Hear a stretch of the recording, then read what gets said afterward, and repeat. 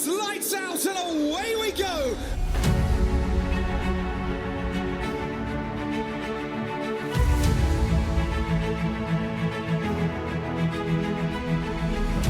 Esto es Entre Circuitos, tu podcast de motorsport.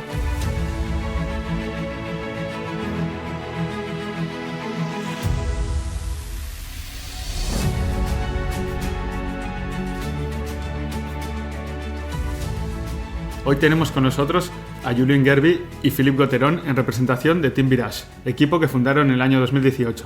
Ambos se conocieron en el año 2003, se cayeron en gracia y desde entonces no han dejado de trabajar juntos.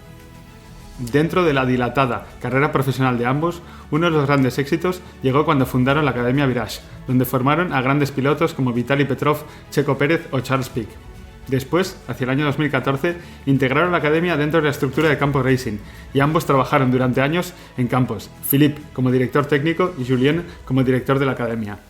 Ahora, en esta temporada 2024 que acaban de comenzar, se encuentran centrados en consolidar a Team Virage como uno de los equipos referentes de Europa en carreras de resistencia. Vamos a escucharles cómo lo están haciendo.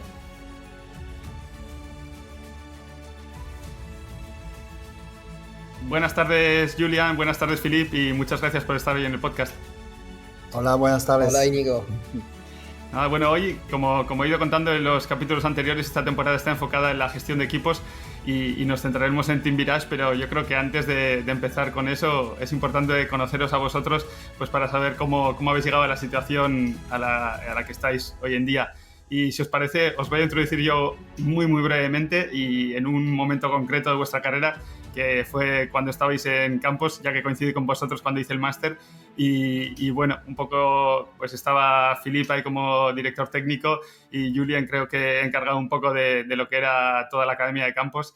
Y ahí fue mi primer contacto con los dos, la verdad que por mi parte muy agradable, y de ahí pues bueno, cada uno hemos seguido nuestros caminos y vosotros habéis acabado ahora pues dirigiendo como cofundadores los dos de Team Virage.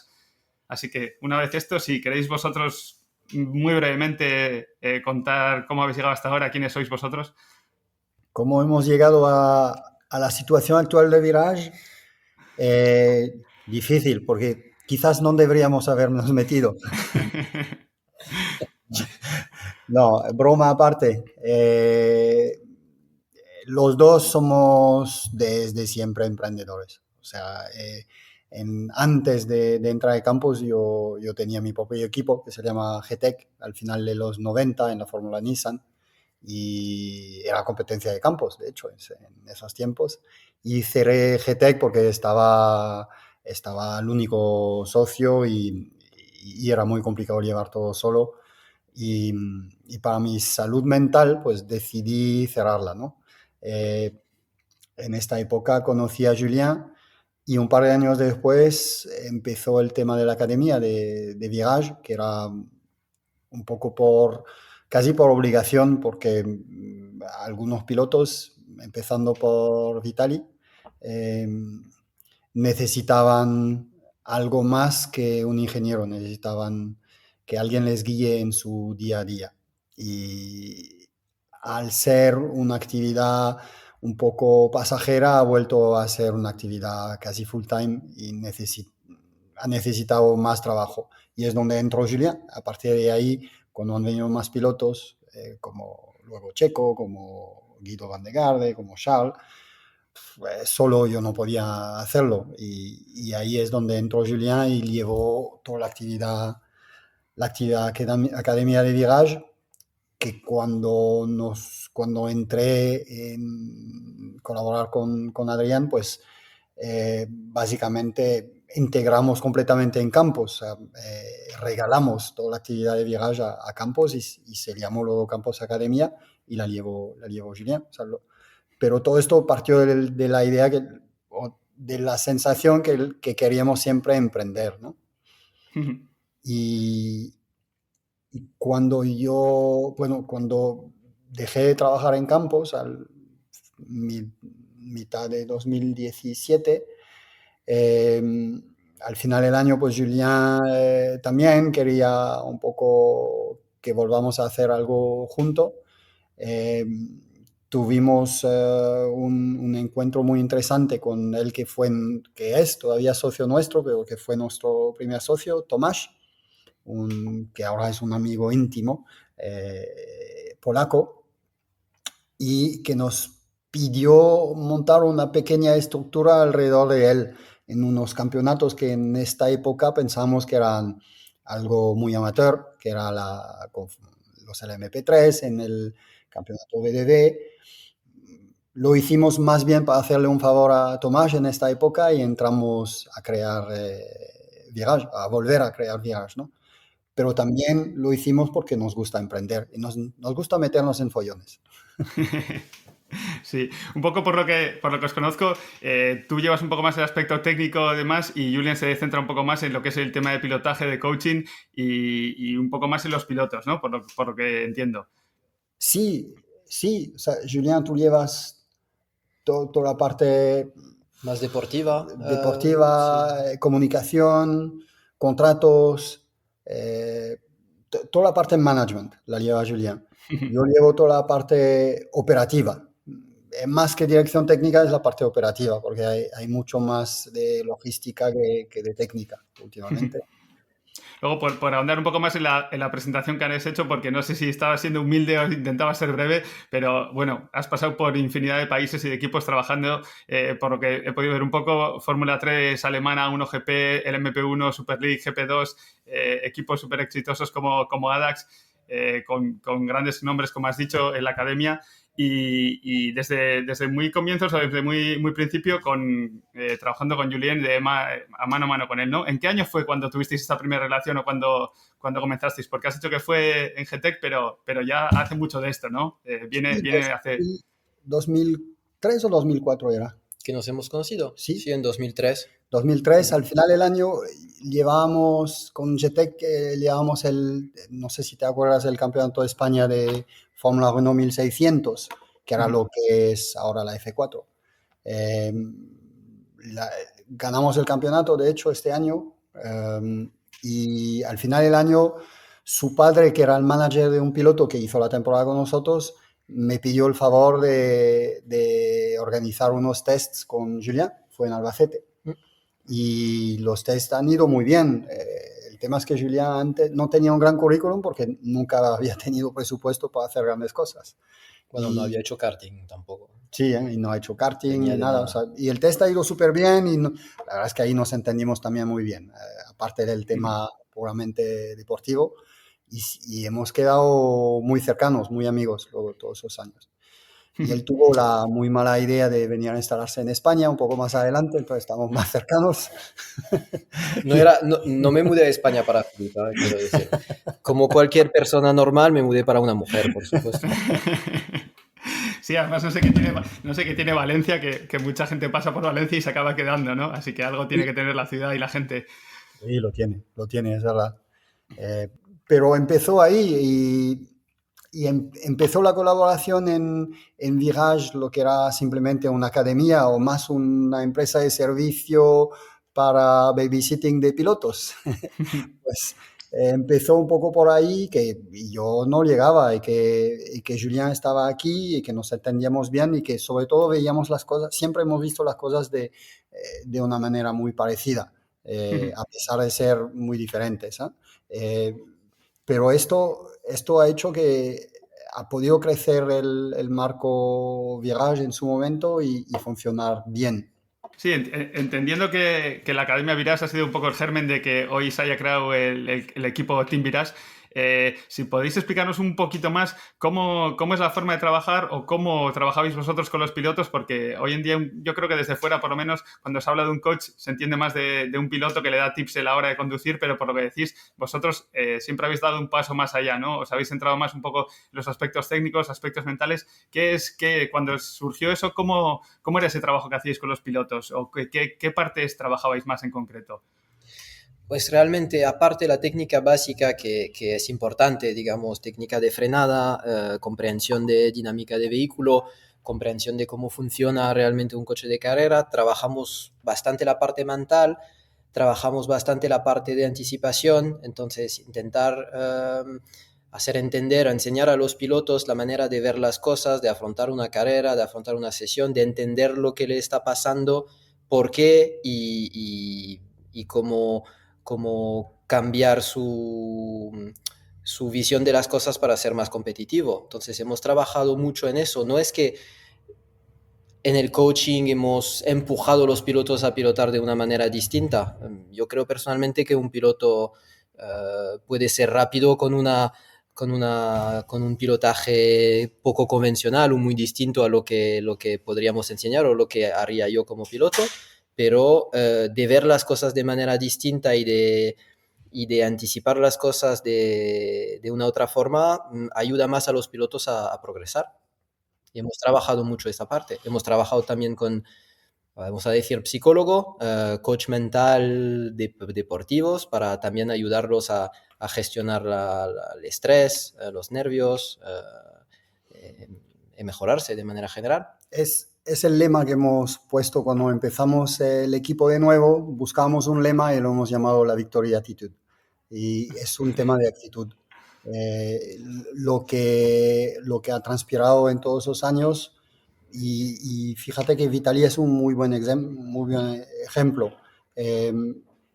La manera en la cual una persona lleva su vida, que sea deportista o no, o que sea un emprendedor o una persona que simplemente quiere ser competitivo y bueno en su vida, tiene mucho que ver con la actitud y con la capacidad de organizar su día, de levantarse a la mañana, de tener unos objetivos, de tener también una cierta disciplina. Tiene mucho que ver ahí. No es solo poner junto metodologías. Sí, claro, simulador toca para todos. Cursos de dinámica del vehículo toca para todos. Entrenamiento físico con mediciones toca para todos, para cualquiera. Pero estos son todos los ingredientes. Lo que hay que hacer es molear bien los ingredientes y que empiece a salir de ahí un plato bien completo. Y eso es donde nos hemos especializado lo más y lo que hemos intentado inculcar. No es fácil, porque hay resistencias. No, y me ha parecido una de las cosas que has hecho muy interesante, que les enseñáis aspectos técnicos o de dinámica, que creo que muchos pilotos pues no tienen ese conocimiento y que un poco igual por tu background o por tus conocimientos intentas enseñarle más a los pilotos, ¿no? Al final, entiendo que es importante que sepan qué está pasando en el coche, qué es lo que le ocurre, para que puedan dar un feedback bueno y puedan incluso opinar un poco, ¿no? Eso le dais importancia también a esa parte. Sí, es importante, pero lo que decía Philippe justo ahora, lo más importante es también la actitud del piloto sobre esos temas, porque tienes pilotos que ponen resistencia porque algunos piensan que lo saben mejor o algunos piensan que por el talento solo debería funcionar. Me acuerdo de una historia muy representativa de eso, es Charles Pic, una vez que estaba en Fórmula 1 ya, que había ganado carreras en GP2 y en Fórmula 1 iba por delante de Glock y iba muy fuerte, pues que venía a tomar el desayuno en tu casa y preguntando cosas sobre diferencial, sobre otros aspectos técnicos, porque quería aprender más, quería saber más para poder mejorar y luego viene siempre el ratio de talento y trabajo y ves que al final talento sin trabajo pues no llega muy lejos y menos talento con más trabajo sí que consigue éxito. Y luego, uniendo esto que estáis contando un poco con vuestro equipo y viniendo a Village ahora en el año 2024, a la hora de buscar pilotos, ¿se puede realmente saber que los pilotos vayan a tener estas características que estáis buscando? ¿Es algo que después, cuando los tenéis en el equipo, se lo tenéis que inculcar? ¿O en esa búsqueda simplemente conseguís los pilotos que mejor cuadran y luego lo veis? ¿O cómo enfocáis eso? Bueno, el planteamiento ideal es el que tú dices. es seleccionar y muchas veces esto, con los años que llevamos haciendo esto, empezamos a tener el feeling de ahí hay alguien que tiene estas calidades o esta actitud de piloto. Nos pasó este año con un chico que nos sorprendió, que es Dani Macía, un chico de aquí de Valencia, que extraordinario en actitud y en capacidades, por ejemplo. Eh, pero no nos olvidemos que somos emprendedores y que tenemos que pagar facturas a final de mes. Y esto es la putada, encontrar el balance entre gente, pilotos, que son tus clientes, que tengan suficientemente calidades para que el proyecto te salga posiblemente ganador, pero que tengan también suficientemente recursos financieros para que el proyecto se pueda desarrollar de manera... Sí, porque que de los oyentes que entiendo que el equipo lo conoce la mayoría, pero no sé si hacen una idea de la envergadura que ha cogido el equipo en los últimos años, porque la foto que tenéis, por ejemplo, en la página web, contando rápido, conté como unas 50 personas, pilotos aparte, y no sé si había 7 o 8 coches. Entonces, entiendo que este proyecto ha crecido mucho y que, como dices, pues para que esto salga adelante... pues hace falta, aparte, una organización muy grande, financiación y demás, ¿no? Un poco, ¿los números son esos o en qué momento estáis ahora? Sí, sí, y son más impresionantes cuando entiendes por dónde hemos empezado, porque hemos empezado de cero en 2018 con 4 personas. Nos hemos metido en una nave muy bonita, en un sitio muy bonito que hace 5 años era muy grande para lo que hacíamos. Hoy se nos queda pequeñita y hemos pasado a hacer unos 30 todo el año aquí fijo y unos 55, casi 60 en los circuitos. Y esto pues es una masa salarial brutal a final de mes. Es una responsabilidad también que sentimos como seres humanos también, que detrás de 55 personas hay 55 vidas, hay familias, hay gente que tiene ilusiones, que también quieren tener un futuro y se tiene que respetar. Y todo esto pues es un peso de responsabilidad que es tremendo. Y que va mucho más allá de solo los pilotos. La complicación está ahí, encontrar el balance entre pilotos que nos van a funcionar bien, pero que también van a permitir mantener todo esto, y sobre todo evitar pilotos y situaciones tóxicas, cosas que hemos encontrado en esos años, 5 años, y al principio hemos tenido que trabajar con situaciones muy tóxicas, que son pilotos de un nivel discutible, de un nivel, digamos, de compromiso muy discutible, de pilotos que también chocan los coches, maltratan los coches, y esto es muy difícil hacer crecer una empresa y un grupo de personas cuando te encuentras siempre con decepciones y con pilotos que al final no respetan tu trabajo o el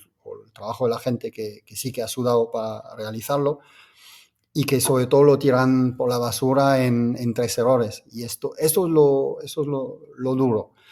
Idealmente seríamos un equipo con su propia financiación o trabajando para un gran constructor y estaríamos eligiendo los pilotos. Esto es el sueño de todo equipo de carreras y al cual aspiramos. Esto es nuestra aspiración, llegar a esto. No, lo que dices es muy importante y creo que habéis coincidido todos los que he entrevistado esta temporada diciendo que al final es muy, muy importante que la relación entre la gente que hay en el equipo sea buena, pues porque se comparten muchas horas, muchos circuitos, muchos días y no puede haber un ente, como tú dices, que sobresalga de forma negativa respecto al resto porque al final un poco intoxica todo y se hace mucho más difícil trabajar. Y más aún pues cuando esa persona es, pues como son los pilotos en este negocio, los que traen el dinero habitualmente, ¿no?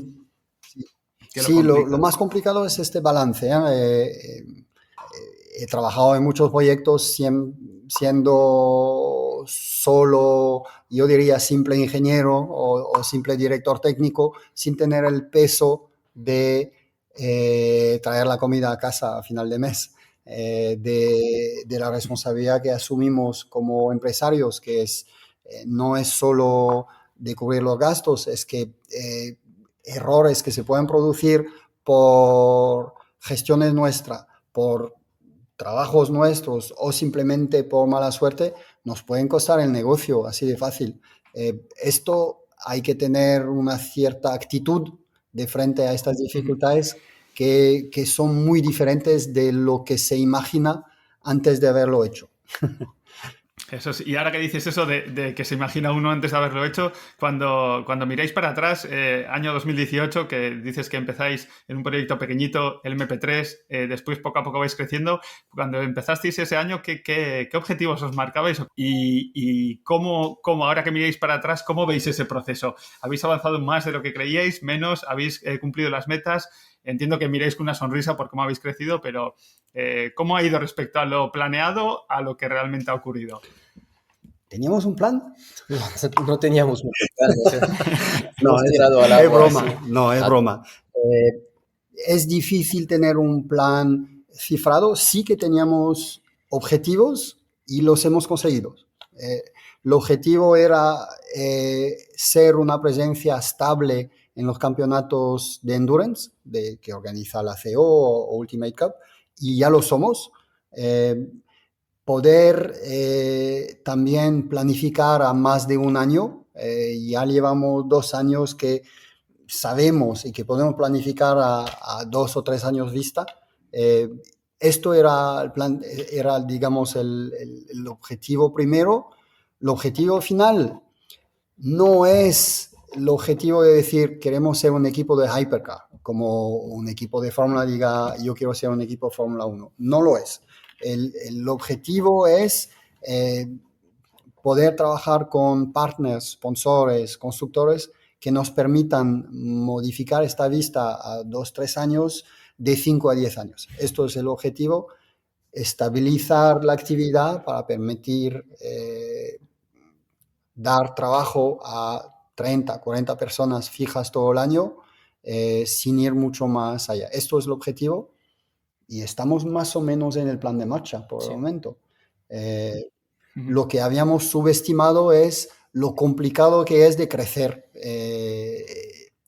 Porque es fácil decir, bueno, yo en 2 años, pues que hagamos 2 P3, P2, que hagamos tanto, sí, factible, encontramos, hacemos. Esto es bonito y es un objetivo que se puede lograr. Lo difícil es cuando estás dentro y que tienes que invertir cada invierno, que tienes que añadir gente, que te estás dando cuenta que cuando crece la estructura se complican, hay mucha nueva problemática que no existe cuando eres mucho más pequeño, estructurales, recursos humanos, logísticos, inversiones, que cambian mucho y que hay que saber entender estos desafíos, ¿no? que son grandes. El desafío de recursos humanos es enorme al nivel donde estamos ahora y no somos grandes todavía. Esto ha sido lo complicado, pero estamos donde queríamos estar, ¿no? Y teníamos estos planes. Lo de los recursos humanos era algo que tenía planteado preguntaros porque creo que coincidís todos los equipos. Es difícil encontrar gente buena, ¿verdad? Y ya no estoy hablando de un perfil en concreto, sino en general. Mecánicos, ingenieros, team manager, camioneros, sea lo que sea. ¿Cuesta encontrar perfiles? Cuesta, pero cuesta en todas las empresas del mundo hoy en día.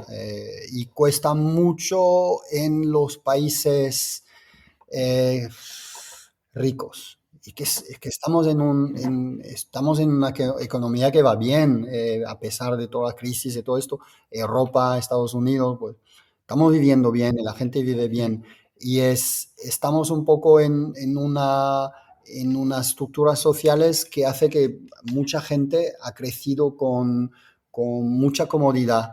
Pero la comodidad no tiene sitio si tú quieres ser competitivo.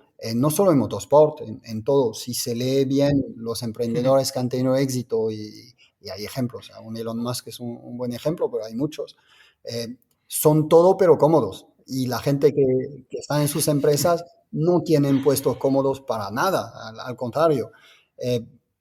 Pero la comodidad es algo que se ha instalado aquí, y también es un sentimiento de vida que se ha metido en nuestras sociedades desde el COVID. Entonces es muy complicado. Sé que todos estamos peleando con esto y estamos sufriendo para poder tener gente que entienda esto, ¿no? Pero yo creo, a veces estamos pensando que nos va mal y que estamos sufriendo mucho, que estos temas nos están dificultando el día al día. Y cuando nos paramos y vemos un poco cómo está el mundo y cómo están otras empresas y otros equipos, nos estamos diciendo, pues no nos va tan mal. Al final estamos bien, tenemos un equipo de gente bastante extraordinarios. O sea, tenemos un grupo que hace que nos cabreamos todos los días, ¿eh? Pero cuando nos paramos y miramos cómo funciona y cómo están las cosas, da alegría y eso da gusto. Sí, fue una de las partes más complicadas a montar en los primeros años, de tener un grupo de gente realmente fiable, de confianza, con los cuales podemos delegar. Y ahora hemos llegado al punto que sí, en cada departamento tenemos gente que funciona bien, a quien hemos podido delegar responsabilidades y eso ha ayudado a la empresa, el equipo a crecer bastante los últimos 2, 3 años.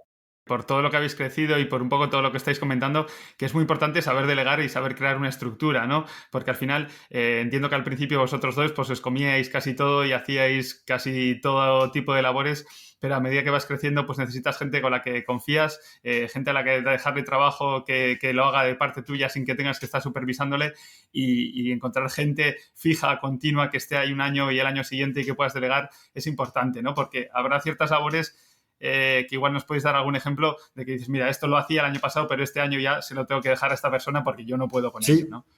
Sí, atento. El éxito y el bien hacer está en el detalle. Y muchas veces nos estamos dando cuenta que cuando estamos cuidando el detalle, quiere decir que tenemos sí la nariz dentro de ciertos detalles donde uno pensaría que a lo mejor no nos tenemos que meter. Hace ahí la diferencia, ¿no? A pesar de gente a quien delegamos todo lo que podemos, ¿no? Pero y lo ves al nivel a nuestro humilde nivel, pero lo ves también al nivel de empresas muy grandes. Yo creo que hasta en un Google, los dueños de Google a veces se están metiendo en un código y están viendo cosas en detalles, ¿no? Sí, y luego quería preguntaros si os sirve, os estáis nutriendo de ingenieros y mecánicos de estos másters, cursos que diría yo que se han popularizado últimamente en España, que hay un montón de equipos, empresas haciéndolos y dándolos, ya sea Teo Martín, QEV, Campos, no sé, hay muchísimas empresas. ¿Realmente sale gente de ahí? ¿Os nutrís de ellos? ¿O incluso os habéis planteado vosotros formar vuestra propia gente? Sí. Dentro de los 200 currículum que recibimos al mes, Sí, hay bastante ahí. Hay una sobrepopulación de ingenieros. Ahí hay algo que va mal. O sea, y esto yo creo que tiene que ver con esta sociedad de comodidad, ¿no? De que evidentemente es más cómodo y parece ser más molón ser ingeniero de pista que ser mecánico. Y es una pena, porque aquí tenemos mecánicos que al fin y al cabo tienen más estabilidad de trabajo, ganan más que los ingenieros y porque se han vuelto indispensables.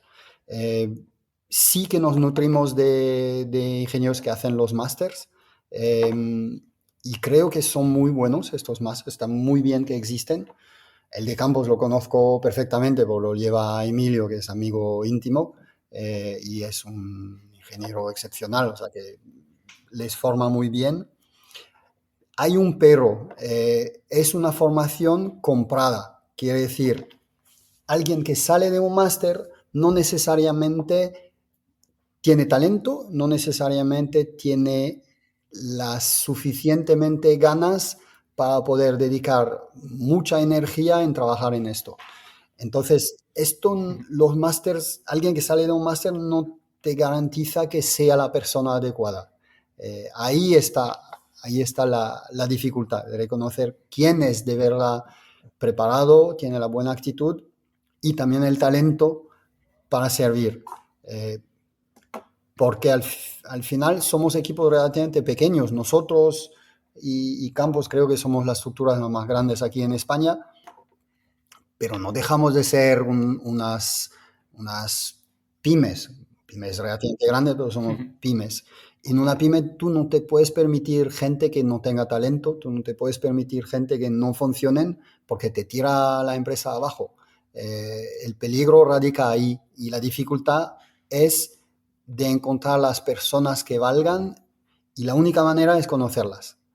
Y por desgracia mucha gente que ha hecho un máster piensa, o se lo ha vendido así, piensa que se ha comprado el derecho de ya empezar a trabajar en un equipo de carreras. Y no es así. Queda formarse todavía. En algunos másteres han aprendido cosas muy buenas y la gente que solo imparte los cursos lo hacen muy bien, pero no se acaba ahí. Queda mucho a aprender. Y tu pregunta si queremos hacer un máster nosotros, no. No, porque No, sí, no era tanto un máster, sino si en algún momento, como al final tenéis que emplear a tantos mecánicos y tantos ingenieros, si os habéis planteado de forma interna vosotros decir, bueno, pues nos importa menos contratar a gente con menos formación y nosotros nos encargamos un poco sí, de darle esta lo formación. hacemos. Sí, bueno, es lo que hacemos casi sistemáticamente.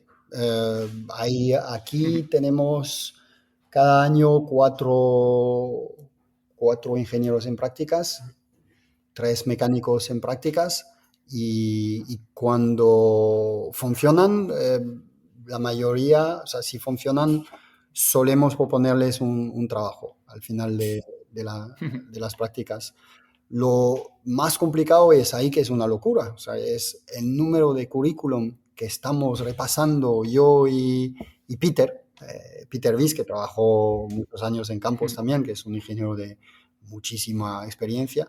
El tiempo que pasamos Peter y yo a repasar currículums y a intentar entender quién tenemos enfrente es tremendo, porque nos hemos dado cuenta que, ok, alguien que está en prácticas no cuesta dinero a la empresa, o si cuesta muy poco.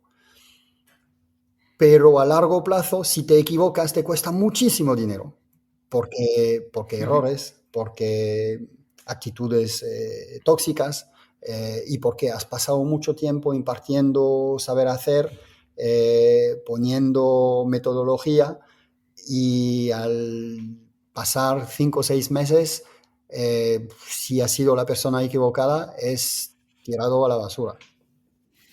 Tiempo perdido. Sí, no, es totalmente cierto lo que dices del máster, que al final pues sí que te aseguras de estar contratando a alguien que tiene las ganas o el gusto por el motorsport, pero no ha pasado por el cribado de si realmente se puede sacrificar o está dispuesto a estar un montón de horas, trabajos duros durante un tiempo, ¿no? El máster como que no hace ese cribado se hace con el tiempo al de, no sé, 6 meses, un año, al de un tiempo que esa persona ha estado trabajando en las carreras, ¿no?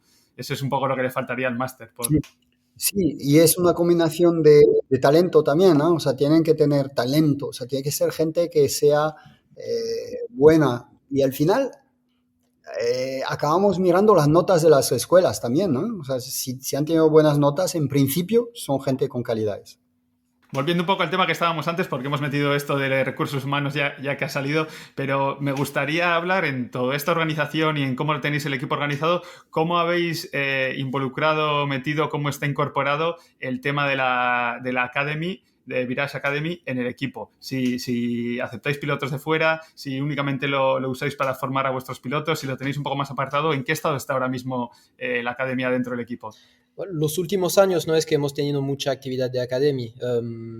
Cada año tenemos algunos pilotos jóvenes que vienen a hacer simulador o a hacer pequeños programas, como hacemos ahora con un joven que está haciendo karting, que empezó de la nada, que quería ver, sus padres querían ver también si tenía nivel y quería aprender, necesitaba una actividad fuera de la escuela. Luego el resto del tiempo la academia funciona para los pilotos de casa. Realmente es simulador, preparación a los eventos. Hemos incorporado mucho de las actividades de la academia en nuestras reuniones y en nuestras preparaciones de los eventos, que sean de test o que sean de carrera. Sí, la actividad academia de Virage no es la que hemos tenido antes de que la integremos en campos. O sea, no tenemos mucha actividad de pilotos de fuera. No es que no querramos, es que no hemos tenido mucha energía ni tiempo para desarrollarla mucho, más bien al nivel comercial. Eh, la habíamos desarrollado muy bien antes y la hemos desarrollado muy bien cuando la integramos en campos, tan bien que al final ahora es la Academia de Campos que funciona bien y que tiene clientes de todo tipo y les felicitamos. Lo están haciendo muy bien, están aplicando todo, un poco metodologías que habíamos lanzado, pero también es verdad que hay una competencia que está a 30 kilómetros de aquí. No tiene mucho sentido hacerles competencia. Y tendríamos que meter muchos recursos también comerciales, tiempo, y hemos dedicado todos los Al recursos equipo. del tiempo a hacer crecer al equipo por el momento. Bueno, al final, de todas formas, entiendo que aunque, como estáis diciendo, no lo tenéis comercializado, los conocimientos los tenéis vosotros y con la cantidad de pilotos que tenéis, al final acabáis aplicando todo eso a vuestros pilotos directamente, que no sé cuántos, si nos podéis decir cuántos pilotos vais a tener o tenéis este A 2024. ver, el año pasado hemos tenido pilotos de carrera, no hablamos de test y de eventos sueltos. Pilotos de carrera hemos tenido ¿Firmados? 26, creo, 27. Sí, Y este año deberíamos estar en una cifra similar. Solo en los eventos de la CO estamos 16. 16 pilotos, más 6, 7 ahora en Ultimate. Sí, en esa cifra, cerca de entre los 20 y 30, dependiendo de los programas. Sí, sí, Ya que no está. es broma, que es una parrilla completa de un Fórmula 3 o un Fórmula 4. es verdad, no lo hemos visto así. Oh, podemos montar un campeonato. Nos estamos aburriendo un poco. No, el tema de las carreras de endurance es que, claro, tienes entre 2 y 3 pilotos por coche, con perfiles muy distintos. Si miras nuestro equipaje del MP2 este año, tiene un señor, un gentleman driver de 60 años o de 59 años que está corriendo al lado de un piloto de prototipos inglés que es un pro y que tiene al lado un ex piloto de Fórmula 1, ex campeón del mundo de Fórmula E. Entonces tenemos una base de pilotos que es muy, Muy ancha. sí, muy ancha, muy distinta. Y luego hemos montado un tipo que al final no podemos llamar academia, pero de escalón, de escalera hasta hacia el MP2 con el P3 y con el P4, y entonces ahí tenemos los pilotos más jóvenes que tienen 16, 17 años también.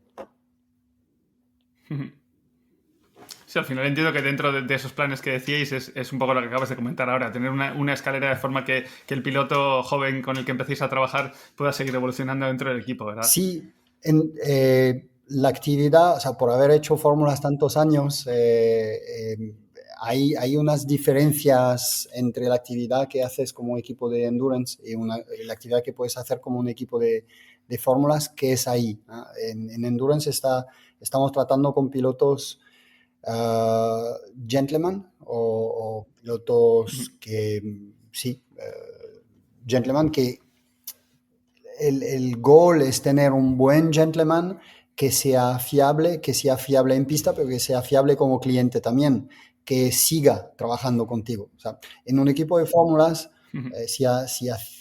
cuando haces F4 o haces F3, pues un piloto viene 1 año, 2 años en tu equipo, luego sube. Si luego tienes F2, pues sube a F2 a lo mejor, ¿no?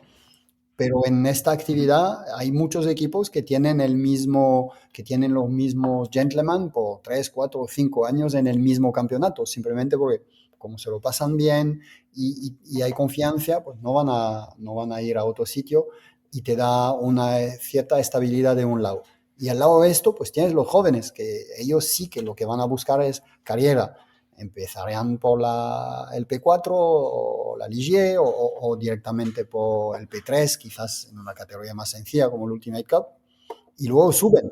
Si estamos en esos escalones, súper bien. Si suben dentro de nuestra organización, pero no es lo mismo, porque el plan de ellos no es que te queden contigo, es que vayan arriba y que acaben en Hypercar idealmente, ¿no? Y esto en Fórmula no tienes el concepto de piloto que repite año después de año como puede ser un gentleman, ¿no? Sí, sí, el enfoque es verdad que es un poco diferente y no lo había contemplado, no lo había tenido en cuenta. Luego, un poco ya tema curiosidad personal, me gustaría saber si cuando el equipo crece tanto como ha crecido ahora, un perfil como el tuyo, muy técnico, en el que recuerdo que cuando estaba haciendo las prácticas tuve la suerte de tenerte, que estabas tú como director técnico, y además agradecerte que pues alguien como yo, como el resto de alumnos que no teníamos casi experiencia, nos abrieras las puertas de las reuniones técnicas y estuviéramos ahí sentados junto a ti y al resto de ingenieros, pues aprendiendo y empapándonos todo lo posible. Si todavía tienes tiempo de hacer ese tipo de reuniones, si te involucras tanto en el aspecto técnico, o un poco tienes que dejarlo más de lado y centrarte más en la gestión. Sí, tengo que estar involucrado. También por el hecho de que si queremos inculcar una metodología de trabajo para ingenieros, ¿no? O para mecánicos, tenemos que ser una figura un poco de guía.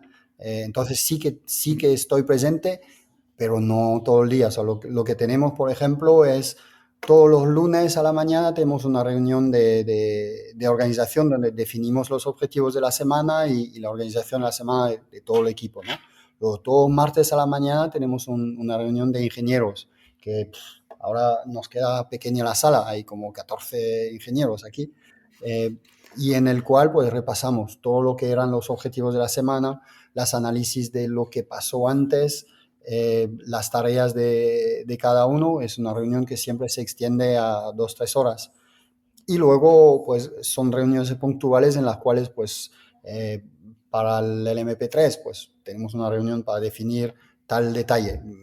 O ejemplo, pasado ayer, tuvimos una reunión de todos los ingenieros para volver a definir y a establecer bien las pautas de trabajo alrededor de la gestión de presión de neumáticos, etcétera. O sea, sí que estoy, pero luego cada uno a lo suyo. Y tenemos la suerte de tener 3, 4 ingenieros que ya llevan un par de años con nosotros y que son extraordinarios. O sea, tenemos a Peter Wies, que es un fenómeno. Tenemos a Jordi, que es alguien que empezó con nosotros hace 4 años, que sabe gestionar un proyecto solo. También lo sabe gestionar, que por ejemplo se ha ido a Brasil a dar asistencia remota para nosotros, a un equipo brasileño de prototipos. Tenemos a Flavien, a León, que son chicos que han empezado con nosotros de prácticas hace 3 años, hace 4 años, y que ahora saben llevar un proyecto casi solos. Sí, vamos, que como estás diciendo al final, para enseñar lo mejor es un buen ejemplo y al final si no te estuvieras involucrando no tendrían ese ejemplo, ¿no? Entre otras cosas. Y luego, por seguir avanzando e ir cerrando poco a poco, antes habéis dado una pincelada de lo que hacéis en invierno o cómo es la actividad en invierno, pero ¿qué pasa en un equipo de carreras en invierno? ¿Para qué lo usáis? ¿Paráis la actividad? ¿Vais a otros continentes a competir? ¿O bajáis una marcha para hacer un repaso de cómo ha ido el año? Nos gustaría bajar una marcha, pero no lo conseguimos. Primero hacemos cuentas. Depende un poco. Los últimos años ha sido un poco... El último año ha sido un poco distinto del año anterior porque estuvimos involucrados en el Asia Le Mans Series. Entonces ahí hemos tenido más programas de carrera que lo que habíamos tenido antes, pero habitualmente hacemos mucho test durante los meses de invierno. Está la actividad del equipo en sí. En invierno solemos tener entrenamientos con los coches hasta noviembre. Y la última carrera del año es la Ultimate Cup Series, siempre en Paul Ricard en principio de noviembre. O sea que hasta ahí seguimos casi con la actividad normal y luego hasta final de noviembre hay varios tests.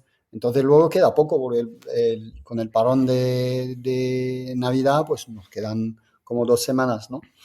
Y cuando volvemos a arrancar, que es un poquito más tranquilo, porque no hay tantos pilotos que quieran dedicar presupuesto o tiempo para hacer test en enero o febrero. Empieza fuerte a marzo, ¿no? Pero para nosotros dos es peor el invierno, es peor, pues cuando estás construyendo todo el año al nivel management. Y ahí es donde está la presión. Sí, Y es algo que yo no había realizado antes de crear GTEC y que había olvidado cuando hemos creado Virage, que si no me lo había olvidado, no sé si lo habría hecho. Es que toda la presión, todas las incertidumbres que tienes en invierno es tremendo. Hay que tener un mental fuertísimo. Y cuando llevas un equipo con 4 o 5 personas, pues vale. Pero cuando tienes 30 personas y que sabes que vas a tener que cerrar todos los programas para no tener que echar a nadie, ahí está la presión. Está muy fuerte y es muy dura. Sí, que al final el espectador igual no ve esa actividad, pero en esos meses son en los meses en los que tenéis que cerrar contratos con pilotos, decir en qué campeonatos vais a competir para inscribiros, comprar coches en caso que sea necesario o venderlos con la cantidad de dinero que supone comprar un coche. Entonces, eso, el aficionado igual no lo ve, pero entiendo que los despachos ahí serán los meses, como estás diciendo, más duros. Sí, todo esto y sobre todo de cómo vamos a gestionar el invierno, la intertemporada, depende muchísimo cómo vamos a aparecer durante el año. Porque si no has elegido las buenas personas, los buenos pilotos, si no has elegido bien la preparación, si no has elegido la buena gente también que trabaja en el equipo o no están bien encuadrados, va a salir una temporada complicada. Toda la presión ahí está bastante fuerte. Es duro. Yo no consigo mucho sueño en estos meses. Sí, me lo puedo imaginar. Ya por ir cerrando un poco, ¿nos podéis decir cómo os gustaría, no el plan, porque pues ya nos habéis contado un poco cuál sería el plan, cómo os gustaría que fuera evolucionando el equipo, pero ¿qué es lo que os gustaría o cómo os gustaría ver el equipo dentro de 5 años? ¿Cuál sería lo que os sacaría una sonrisa enorme? Decir, guau, si dentro de 5 años estamos aquí haciendo esto, vamos, no podría ser más feliz. Así en una imagen. A ver, personalmente a 5 años diría que sí se puede tener el apoyo de un constructor y hacer un programa de constructor, sí que sería algo tremendo. Pasa Sí. por varias etapas, pero sería realmente cumplir con un objetivo a largo plazo que también nos va a dar más visibilidad en el largo plazo.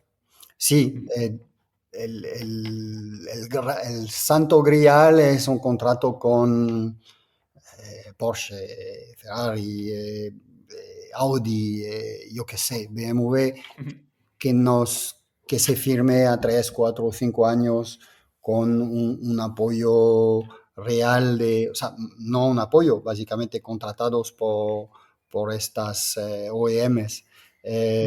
Pero, y esto lo he visto cuando he trabajado en Alemania, equipos de DTM en muchos casos han vivido gracias a esto, ¿no?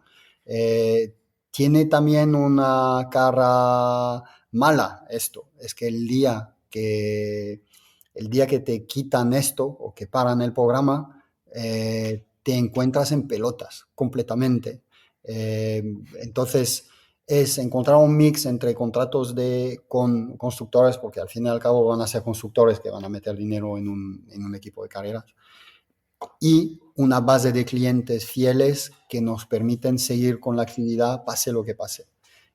Ahí, esto si lo conseguimos esto es lo que queremos conseguir en 3 años. A lo mejor en 3 años ya nos vuelves a entrevistar y te decimos, conseguido. Es un modelo fiable, es el modelo de AF Corse hoy. Sí, es el modelo AF Corse que funciona muy bien. Están metidos en muchos campeonatos con muchos clientes privados y están metidos con un constructor que les garantiza también una parte de su actividad a un nivel altísimo para pelear adelante con unas condiciones muy diferentes. Eso es lo que buscaríamos, pero no es el único ejemplo. O sea, hay varios equipos europeos que son el ejemplo y que queríamos llegar a esto. Bueno, pues te tomo la palabra a ver si es verdad y en 3 años hacemos otra entrevista. Eso querrá decir que yo también sigo con el podcast y que vosotros habéis llegado a lo que me decís.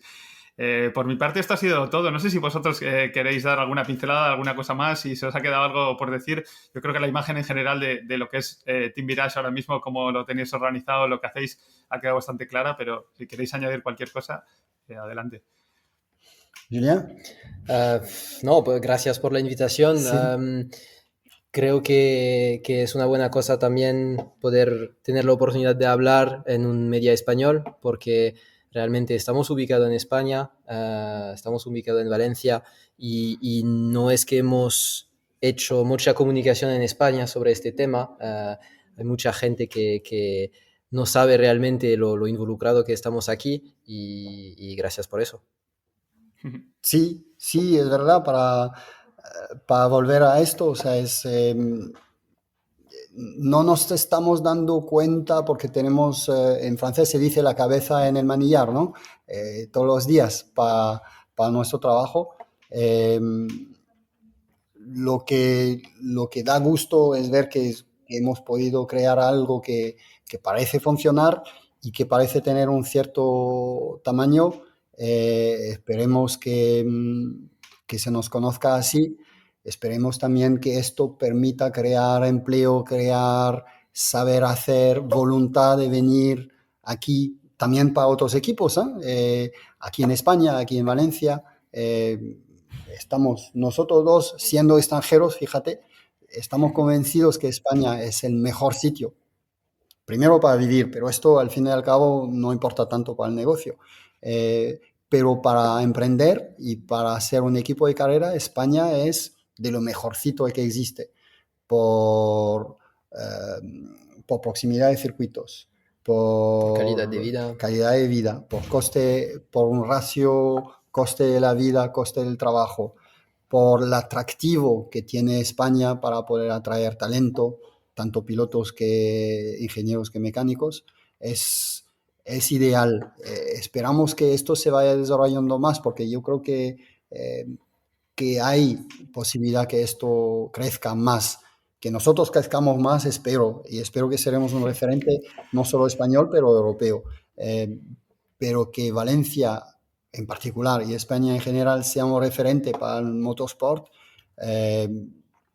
molaría que lo sea, que lo es ya, pero que lo sea más, molaría, porque se lo merece. Pues cerramos con este llamamiento porque además creo que es bueno para todos, para el ecosistema de motorsport en general en España. Así que nada, pues muchísimas gracias por haber participado y un saludo. Gracias, a Íñigo. ti, gracias.